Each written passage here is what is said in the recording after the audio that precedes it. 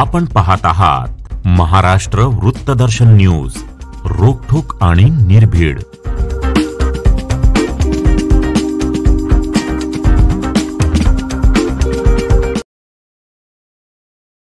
अंगणवाडी सेविकांनी आज जिल्हाधिकारी कार्यालयासमोर कडक लक्ष्मीच्या रूपात आंदोलन करून थाळी नाद केलाय। 4 डिसेंबरपासून राज्यभरात अंगणवाडी सेविकांचे जोरदार काम बंद आंदोलन चालू आहे। राज्य शासनाकडून इतक्या दिवसात या आंदोलनाविषयी कोणतीही ठोस भूमिका घेतली नसल्याने अंगणवाडी सेविका आता ईर्षेला पेटल्या आहेत। आज जिल्ह्यातील अंगणवाडी सेविकांनी जिल्हाधिकारी कार्यालयासमोर जोरदार थाळीनाद तसेच कडक लक्ष्मीच्या रूपात आंदोलन करत सरकारचा निषेध केला।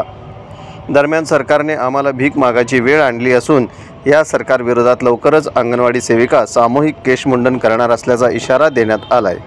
महाराष्ट्र राज्य अंगणवाडी कृती समितीच्या वतीनं आणि सांगली शहरामध्ये आम्ही महाराष्ट्र राज्य कर्मचारी संघाच्या वतीनं 4 तारखेपासून आम्ही बेमुदत संपावर आहोत। या संपाच्या काळामध्ये विविध स्वरूपाच्या माध्यमातून सरकारपर्यंत आमच्या मागण्या पुरवण्याचा आम्ही आटोकाट प्रयत्न करत आहोत, तरी सुद्धा हे सरकार डोळे झाकून बसलेले आहे।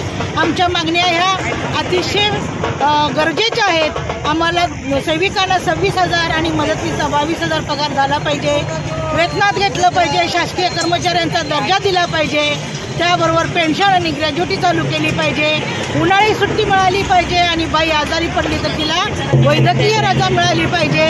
या सगळ्या आमच्या मागण्या, ह्या मागण्या रास्त आहेत, ह्या गरजेच्या आहेत। ह्या माणूस म्हणून जगणाऱ्या प्रत्येक व्यक्तीला ह्या गरजा लागतात, त्याच गरजा ह्या सेविका मागत आहेत। तर ह्या मागण्या आमच्या सरकारने मान्य कराव्यात, अन्यथा या सरकारच्या विरोधात आम्ही तीव्र लढा उभा करू। आज काय आंदोलन केलं? आज आम्ही मरगुबाईच्या स्वरूपात, जसं मरगुबाई आपल्या पोटासाठी, कडक लक्ष्मी तर आपल्या पोटासाठी, लेकरू आपल्या पोटाशी बांधून डोक्यावर मरगुबाईचा गाडा घेऊन घरोघरी भीक मागते, ही भीक मागायची वेळ या सरकारने आमच्यावर आणलेली आहे। आम्ही आमच्या हक्काच्या मागण्या मागत आहोत। आमच्या स्वाभिमानाला तडा जाऊ देऊ नये, त्या सरकारने एवढी दक्षता घ्यावी। आम्ही भीक मागत नाही, आमचा हक्क आहे, आम्ही हक्काच्या मागण्या मागत आहोत। पण हे प्रतिकृती म्हणून आम्ही तुमच्यासमोर उभं केलेलं आहे। आज आमची पोरं, तळागाळातली पोरं उपाशी मरत आहेत, कुपोषण वाढत आहे। त्या सरकारला त्याचं गांभीर्य अजिबात लक्षात येत नाही। जोपर्यंत सरकार डोळे उघडणार नाही तोपर्यंत आमचा संप अखंड चालू राहील, तीव्र लढा होईल। हिंदू धर्माप्रमाणे स्त्रीच्या केसाला धक्का लावला तर तो अपशकुन मानला जातो। सरकारच्या बाबतीत हा अपशकुन घडू नये। जर आमच्या मागण्या मान्य झाल्या नाहीत तर या सरकारची तिरडी आम्ही उतरू आणि त्याच्यानंतर आम्ही महिला आमच्या मुंडन करून घेतील। ह्या असा तीव्र लढा तुम्हाला बघायचाच असेल तर तुम्ही बघू शकता, अन्यथा तुमच्या मतदानावर सुद्धा याचा परिणाम होणार आहे।